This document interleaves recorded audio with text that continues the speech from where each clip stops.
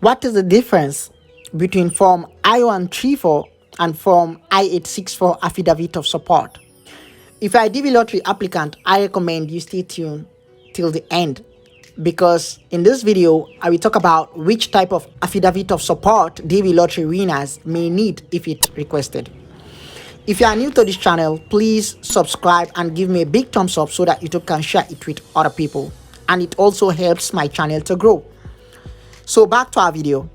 Before we talk about these two forms, let's try to know first, what is an Affidavit of Support? Affidavit of Support is an immigration document that is completed by someone on behalf of a person coming to the United States. Many people get confused about the Form I-134 and Form I-864. Why? Because they are both called Affidavit of Support. So in this video, I'm going to tell you their exact differences. Make sure not to skip a bit, or else you may miss the most important part. Let's start with the Form I-134 Affidavit of Support. The Form I-134 is the Affidavit of Support that is used for temporary or non-immigrant visitor visas. The purpose of this form is to help demonstrate to the U.S. government that the foreign national you are trying to bring will not become a public charge while in the U.S. Public charge means relying on government benefit. This form is generally used to support non-immigrant visa application. Hey guys, I just want you to pay attention to this part, please.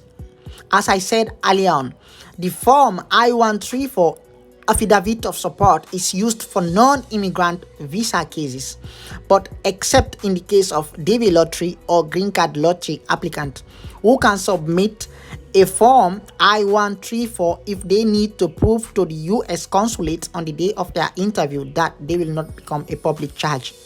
To provide an Affidavit of Support for DV lottery applicant is not mandatory and is not part of the supporting document in the government website, travel.state.gov. But few embassies do ask for Affidavit of Support. But my advice to all DV lottery winners, to be on the safer side, find a way to get an Affidavit of Support, I-134, and take it with you on the day of your interview. The form is generally submitted directly to the consular officer at the time of the interview. If an embassy requests you for an Affidavit of Support, failure to completely fill out the form without required initial evidence may result in the denial of the application. If you have any question about this Form I-134, please feel free to let me know. So let's move on to the second Affidavit of Support, Form I-864. The Form I-864 is the Affidavit of Support that is used for permanent or immigrant visas. This form is for people who are coming to live in the United States permanently as green card holders. This is the one that immigrants need to use. This is the family-based immigration sponsorship family. If you have a spouse in the U.S. or existing qualifying family, this is the form they will fill out to get you a sponsorship. Whoever is sponsoring must show evidence of income to support you. If your sponsor meets the income requirement and fills out the form correctly, then they can get you an immigrant visa number. With that, assuming no other barriers like a bad criminal record, you should be able to apply for a visa and enter the U.S. The U.S. government doesn't want public charges. Public charge basically means to rely on government benefit. A sponsor tells the government that they will be responsible for your financial needs until the government thinks you can support yourself. The sponsor is basically taking a promise to the U.S. government.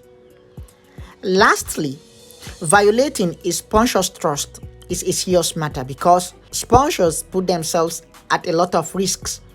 It's an act of serious trust to sponsor an immigrant. They are legally responsible for you for 10 years after you get lawful permanent residence or until you obtain U.S. citizenship. This is all for today. If you have any question about the form I-134 or I-864 Affidavit of Support, please feel free to let me know in the comment down below. If you found this video useful, smash that thumbs up button and consider subscribing for more content like this every single time I drop a video. Thank you very much for watching. Until then, I will see you on the next video. Peace.